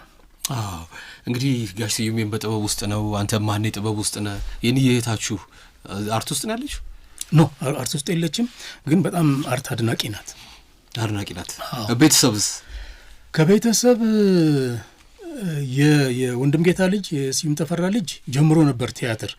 ቴዎድሮስን ስንሰራ የሚገርመው ነገር አሁን ከዩኒቨርሲቲ እኔና ሮበርት መጣን። ከቤተሰብ ደግሞ ስዩም ተፈራና የእሱ ልጅ ዳንኤል ስዩም ነበረ እና የሚኒሊክን ፓርት እየተፈራረቁ ነበር የሚጫወቱት ከሳምሶን ወርቁ ጋር እና ከቤተሰብ 2 ሰው እዚህ አለ፣ ከዩኒቨርሲቲ ደግሞ 2 ሰው አለና እና እንደዛ ነበረ። እሱ ነበረ፣ ግን በኋላ ተወው፣ ወደ ራሱ ሙያ ቀጠለ። ከዛ ውጭ ግን ቤታችን ብዙ ሰው የለም። በጽሁፍ በኩል የኔ ታላቅ ወንድም ይሁን እንደሻው ጽሁፍ ይጽፍ ነበረ እና አንድ ጽሁፍ እንዲያውም ወጥቶለታል። ይሄ ምንድነው የሚል የሆነ መጽሔት ነበር ከነሱ ተሰብስቦ ተስፋዬ ገብረአብ ያወጣው አንድ ጊዜ ነበርና እዛ ላይ ፍታ ኤግዛክትሊ አሞራው ሼህ የሚል የጻፈው ነበርና የቋንቋው ያሰካኩ ያተራረኩ የሚገርም ነውና ሌላው የቤታችን አርቲስት እሱ ነበረ። ይተረጉምም ነበረ። አሁን ነው ወደ መጨረሻ አካባቢ ኢቭን አንድ ጽፎ የጨረሰው ተርጉሞ የጨረሰው የጎርኪ መጽሐፍ ነበርና እስቲ ላሳትመው ምናምን ስል ግን እሺ አይልም ነበር እስካሁን ድረስ የማይገባኝና እሱም ከኔ የተሻለ ጸሐፊ ነበር። ግን ለምን እንዳልገፋበት ለምን ገፍቶ እንዳልወጣ ግን አላውቅም። እንግዲህ እንግዳ፣ ንጉሥ አርማ፣ አንቲገን፣ ሳህሉ ኪዳኔ የተረጎመው ሃምሌት፣ ዳህና፣ ፍቅረኛው፣ ባለካባ፣ የመጨረሻው ፍርድ፣ እነዚህና ሌሎች በርካታ ስራዎችን አዘጋጅተሃል። የትርጉም ስራዎችም አሉና አሁን ላይ ምን እየሰራህ ነው? ይሄ ቀደም ሲል የመጨረሻው ፍርድ እየታየ ነው። ደግመን በሀገር ፍቅር እሁድ 12 ሰዓት ላይ የዚህም ፕሮግራም አድማጮች በመላው ዓለምም እየተሰማ ነውና እነሱን እንጋብዛለን። እንግዲህ ይመጣሉ፣ መረጃው በደንብ ማስታወቂያ ከተሰራ ይመጣሉ። ይሄም አንድ መልእክት ማስተላለፊያ ነው። እነሱ ይመጣሉና አሁን ሌላ አዲስ ስራ አንተስ የምትገኘው የት ነው? ቲያትር ቤት ማስተዳደሩ ምናምን እንደዚህ አይነት ነገሮች አሉና አሁን ማን የት ነው ያለው? አሁን እንግዲህ በግል ነው እየሰራው ያለሁት። የመጨረሻው ፍርድን ራሱን በግል ነው የሰራሁት። አንድ ከዚህ በፊት የሰራ ነው ቲያትር ነበር የመስቀሎፍ የሚል እሱን በአንድ አጋጣሚ አንድ ቦታ ሰርተነዋልና እሱ እንደገና ሪቫይቭ ለማድረግ እንቅስቃሴ ጀምረናል። አንድ እሱ ነው። ሌላ የተከታታይ የቴሌቪዥን ድራማ ምንድነው የባለው ሚኒ ሲሪስ ወይም ሊሚትድ ሲሪስ የሚባል አለ። ቁጥሩ የተወሰነ ለምሳሌ 1 ሲዝን ብቻ የሆነ እሱን እየጻፍኩ ነው። ስለዚህ እሱ ሲያልቅ አወጣዋለሁ ብዬ አስባለሁ። አንዱ አሁን አእምሮን የያዘው ስራ እሱ ነው። ሌሎች እሱ እስኪጀመር ድረስ አልፎ አልፎ ምሰራቸው ወር ከዚህ በፊት ሰራቸዋለሁ ብዬ ያስቀመጥኳቸው እየሞከርኩ አሉ የተወሰኑ። ዋናው ስራዬ ግን ይህንን የአንድ ሲዝን የቴሌቪዥን ተከታታይ ድራማ ጽፎ ማቅረብ ነው። ትልቅ ነገር ነው። እኔ ማኔ በልጅነቴ ኮት በጣም ወድ ነበርና እንደው በቃ ቤት አድጌ ኮት በለበስኩ ስር አሁን ኮት በዝቶብኛልና አንተ ደግሞ የብስክሌት ፍቅር በህልም ሁሉ እስኪመጣ ምንድነው የብስክሌት ነገር እንዴት ነው? ሶስት ብስክሌት እሱ ነገር እኮ ይገርማል። አረ ነው ምናልባት እንግዲህ እኛ የምንኖርበት ቦታ ከ4 ኪሎ በታች ነው ብያለሁና አሁን ይሄ የጉባኤ አዳራሽ የተሰራበት ቦታ ላይ የሚከራይ ብስክሌት ነበር እና በ5 ሳንቲም 2 ዙር ትዞራለህ። የዛ ጊዜ ግን 5 ሳንቲም አይገኝም። ከየት ይገኛል? በጣም ውድ ነው። እና ለዛ ይመስለኛል ብስክሌት መንዳት እወዳለሁ፣ ግን ብስክሌት የለኝም። እንደገና ደግሞ ፍራንክም የለኝም። በስንት ጊዜ አንድ ጊዜ ነው 5 ሳንቲም የምትገኘውና ሄደ 2 ዙር እንደዞርክ በቃ ይልሃልና ፍቅሩ ሳይወጣልን ወደ ቤት የምትሄደውና ምናልባት ለዛ ይሆናል ያንን ህልም ያየሁት። የመጀመሪያ ያየሁ ስነቃ የለም ተናደድኩኝ። ምክንያቱም በጣም ሪያሊስቲክ ነበር ህልሙ፣ የእውነት የሚመስል ሁለተኛ ቀን መደገሙ ይገርማልና የሁለተኛም ቀን ስነቃ የለምና በጣም ከመጀመሪያው ቀን የበለጠ ተናደድኩ። ሶስተኛ ቀን እንዴት እንደመጣ አላውቅም። ሲመጣ ግን አወቅኩኝ ህልም እንደሆነ። ህልም እንደሆነ ስላወቅኩኝ ምንድነው ያረኩት? ብስክሌቱን ይዤ መንቃት አለብኝ። ብስክሌቱ አለ በጣም ሪል ነው፣ የእውነት ነው የሚመስለውና እንትኑን ምንድነው መሪውን አጥብቄ ይዤ ነቃው እና እጄ አጥብቆ ይዟል፣ ግን ብስክሌቱ የለም።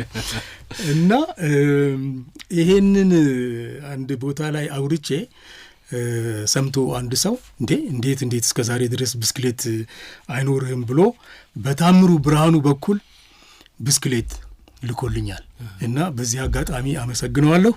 እና በቃ ብስክሌት ሊልክልህ ነው ሲለኝ ኧረ እኔ ምን ያደርግልኛል፣ ባይሆን ልጄ አለ ለልጄ ትንሽ ብስክሌት ይላክልህ ስል በቃ ለአንተም ለልጅም ይላክልሃል ተባለና ለእኔም ለልጄም ብስክሌት ያ ሰው ላክልኝ። ስሙን አልተናገረም። ታምሩ ብርሃኑ ነው ይዞልኝ መጣውና በዚህ አጋጣሚ ይህንን ሰው ላመሰግነው ወዳለሁ። በጣም ደስ ይላል። እንግዲህ እኔም አሁን እየመሸ ስለሆነ በመኪና ነው የመጣው፣ በብስክሌት ብሸኝስ በጣም አሪፍ ነው። ህልሜን ያሳካል ማለት ነው። አመሰግናለሁ ማንዬ። መጨረሻ እንደው ማለት የምትፈልገው ነገር ካለ ግን ይሄው መድረኩ ያንተ ነው። ያ እንግዲህ ምለው ነገር ምንድነው፣ አንዳንድ ሰው የተለያዩ ሙያዎችን ይሞክራል። እኔ እንግዲህ ከመጀመሪያ ጀምሮ እስካሁን ድረስ ከቲያትር ውጪ ምንም ነገር አልሞከርኩም። ያልሞከርኩት ቲያትር ስለምወድ ብቻ ሳይሆን ከቲያትር ውጪ ሌላ ምንም ነገር መስራት ስለማልችል ነውና እዚህ ላይ የቆየሁት። ይሄ አሁን ያለውን ሁኔታ በሙሉ ባለሙያዎች ተሰብስበን መነጋገር አለብን ብዬ አምናለሁ። እኔ አሁን ለምሳሌ ብችል ስብሰባ ብጠራና የቲያትር ባለሙያዎችን ባናገር ደስ ይለኛል። ነገር ግን እኔ ብጠራ ማንኝ ብዬ ነው የምጠራው? ተመራጭ አይደለሁም፣ የሙያ ማህበር አባል አይደለሁም። አልችልም ያን ማድረግ። ይሄ የሚመለከታቸው ሰዎች ጠርተው ሊያወያዩን ይገባል። ምን እናድርግ፣ ምን መደረግ አለበት እና ይሄ ያለንበትን ሁኔታ እንዴት አድርገን ነው ማሻሻል የሚቻለው የሚለውን መነጋገር አለብን። ይሄ ለፊልሙ ይሰራል። የፊልሙም ባለሙያዎች የተወሰነ ጊዜ በጣም የኢትዮጵያ ቪዲዮ ፊልሞች በጣም ምንድነው ያደጉበት የተስፋፉበት ጊዜ ነበረ። አሁን ያ ሁኔታ የለም። ስለዚህ ምን እናድርግ ማለት አለብን፣ መነጋገር አለብን። ሁሉም በየቤቱ ከሚቆዝም አንድ ላይ ብንነጋገር መፍትሄ እናመጣለን ብዬ አስባለሁ። ይህን እድል ስላመቻቸልኝ ደግሞ ወንድሞ አንተም በጣም አመሰግናለሁ። አመሰግናለሁ። አክብረህን ስለመጣ ፈጣሪ አክብርልኝ ማንዬ። ተባረከ ጊዜ ይሁንልህ። ሸገር መዝናኛ